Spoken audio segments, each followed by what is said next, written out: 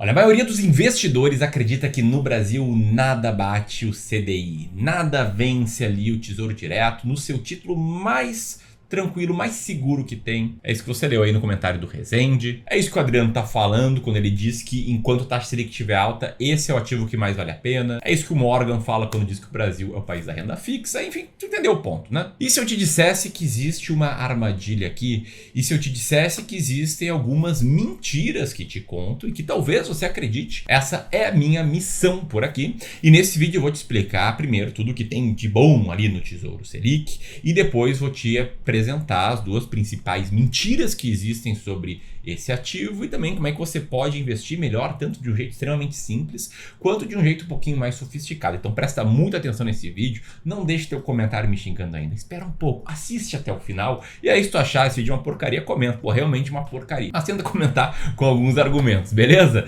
E se você gostar também deixe teu comentário, deixe o dedo no like e vamos lá. Bom, primeira coisa, o que é de bom no Tesouro Selic? E aqui é um ponto importante, tá?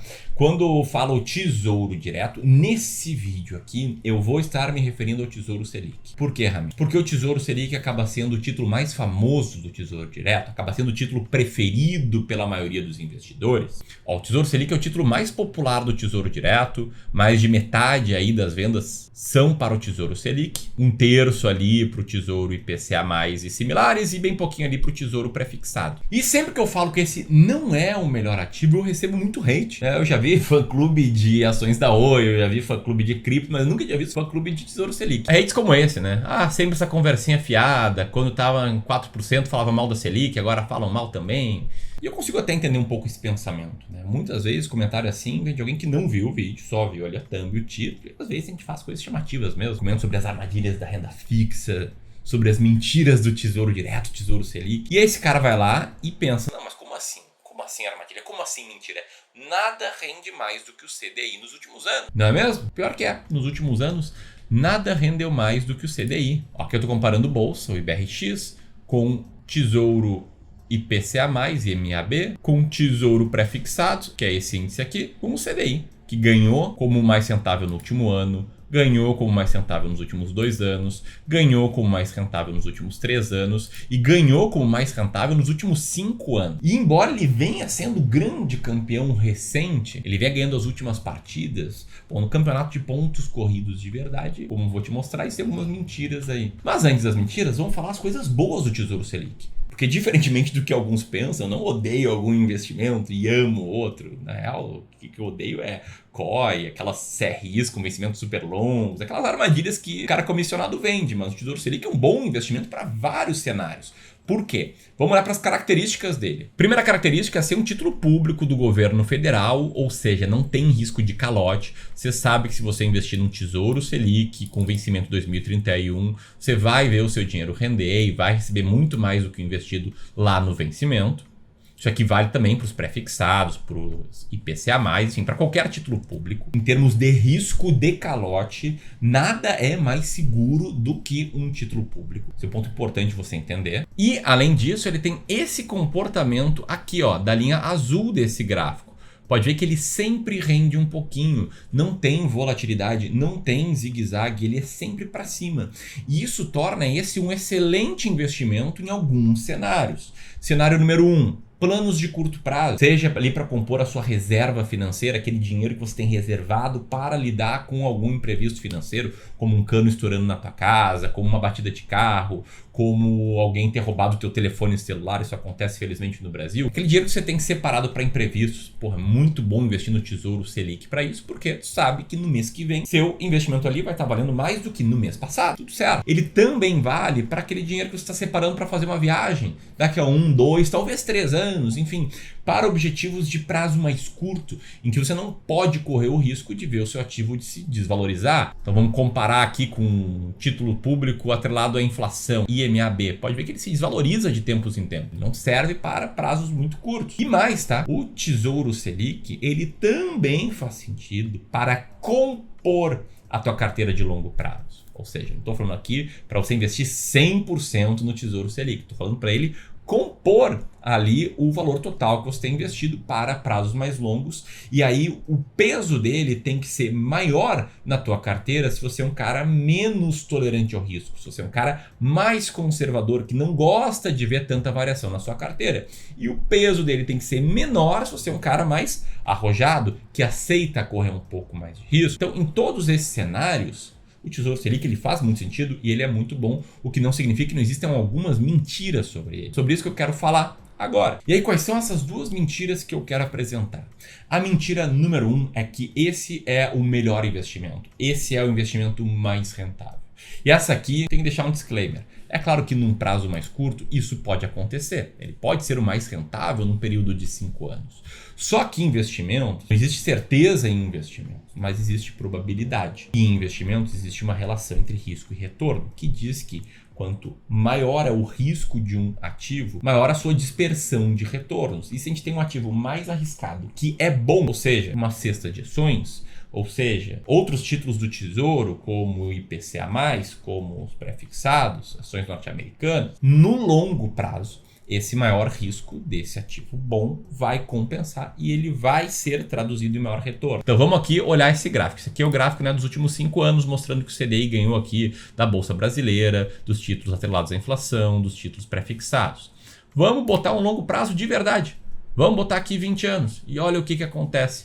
Quem que é o grande perdedor aqui é o próprio CDI, que rendeu menos do que qualquer outra classe de ativos. Isso que eu nem coloquei aqui, ações norte-americanas. Se eu botar aqui ações norte-americanas que podem compor uma carteira de longo prazo, e em especial de um investidor que seja um pouquinho mais tolerante ao risco, olha só o que acontece, ela também vence o CDI, mesmo tendo uma performance muito ruim ali nos anos 2000, até 2010 mais ou menos. Então você pode ver que todo mundo venceu o CDI num prazo mais longo. Da bolsa, medido pelo IBRX, é a bolsa norte-americana, passando por outros ativos de renda fixa. Tem que ter uma mentira que o pessoal fala que bolsa perde para o CDI no longo prazo, e essa mentira que ela é sustentada no Ibovespa, que era um índice muito ruim até o início de 2014, que dava um peso muito grande para ações mais especulativas, que teve como maior peso as ações da OGX, no passado ações da Telebrás. Só que as regras do Ibovespa, elas mudaram em 2014, ele passou a ficar exatamente igual ao IBRX. Olha só que interessante, se a gente coloca Ibovespa e IBRX lado a lado, o IBRX rendeu bem mais do que o Ibovespa.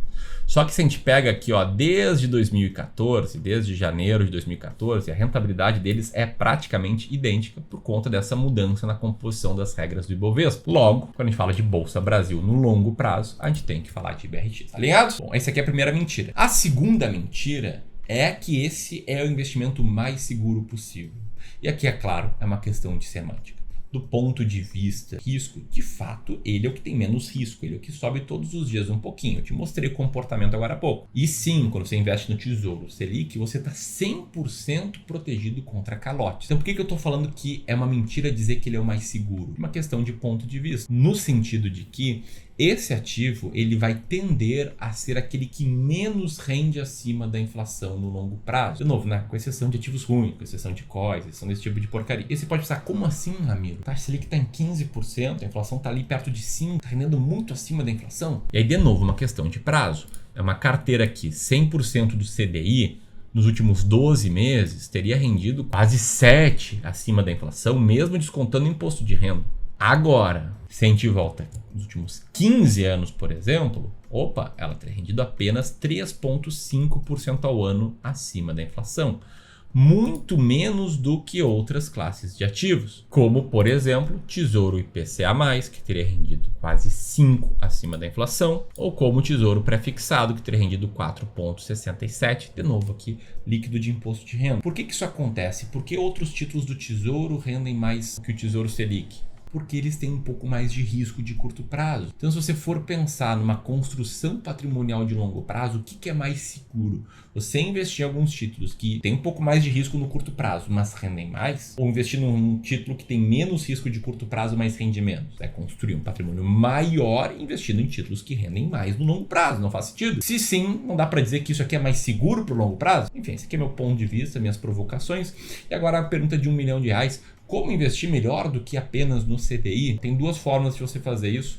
Uma forma bem simples. Diversificar em outras classes de ativos, mesmo que seja apenas de renda fixa. Se ao invés de investir só em CDI, você investe 25% num tesouro Selic da vida, 25% em tesouro pré-fixado e 50% em tesouro IPCA+, sua carteira passa a render bem mais. Isso aqui é desde 2010. Se a gente olhar para um prazo ainda mais longo, desde 2004, essa rentabilidade sobe um pouquinho mais ainda. Forma simples de apenas com a renda fixa você ter uma rentabilidade maior. Agora, quer tornar isso aqui ainda mais sofisticado? Bom, em vez de, na parte de renda fixa, escolher apenas títulos do governo, você pode escolher alguns ativos de crédito privado que tem um pouquinho mais de risco, muitas vezes assegurado pelo fundo garantidor de crédito e tem mais retorno. E mais, pode colocar uma pitada de renda variável a depender da sua tolerância ao risco. Então, se a gente repensar essa composição de carteira, uma carteira com 70% de renda fixa, mais 10% de ações norte-americanas, fundos imobiliários e ações brasileiras, com crédito privado na parte de renda fixa e boas estratégias na parte de renda variável, essa carteira aqui teria rendido nos últimos 21 anos cerca de 7% ao ano acima da inflação. Nos últimos 15, que era o que a gente estava mostrando, coisa de 6,5% ao ano acima da inflação. E isso com risco bastante controlado, como você pode ver nesse gráfico aqui. Não é uma carteira sem risco, mas também não é um risco absurdo. São duas formas mais simples de investir. A primeira é muito fácil de fazer sozinho. A segunda, se você quiser economizar tempo, é exatamente isso que a gente faz no Clube do Valor. E é exatamente o que a gente faz há bastante tempo. Pegar aqui um extrato de um cliente que está conosco já há bastante tempo. A gente está fazendo 10 anos de casa. Então isso que está quase que desde o início. E pode ver que a carteira dele rendeu bem mais do que o CDI, refutando o comentário de que nada bate o CDI no Brasil. E eu não quero parecer arrogante aqui, não quero dizer que olha, só com o Clube do Valor tu consegue isso. Não, com boas estratégias de investimentos você consegue isso. E nosso trabalho é implementar essas boas estratégias dentro de um contexto completo aí de proteção patrimonial. E pode ver que ela nem sempre rende mais do que o CDI, embora esteja rendendo aí nos últimos 12 meses, embora esteja rendendo nesse ano. E pode ver que é exatamente isso que a gente faz. Uma alocação de ativos bem estruturada, de acordo com o perfil de cada investidor. E aí, se você quiser conhecer melhor esse trabalho, se quiser ter uma hora de conversa com alguém da minha equipe, uma hora de sessão de consultoria de investimentos para a gente analisar até a tua carteira atual, te mostrar como é que está a tua macroalocação e mostrar o que dá para melhorar, aperta aqui e agenda uma conversa conosco. Pega aqui para assistir mais vídeos, deixa teu comentário abaixo dizendo o que você achou desse. Caras, isso, um grande abraço e até mais.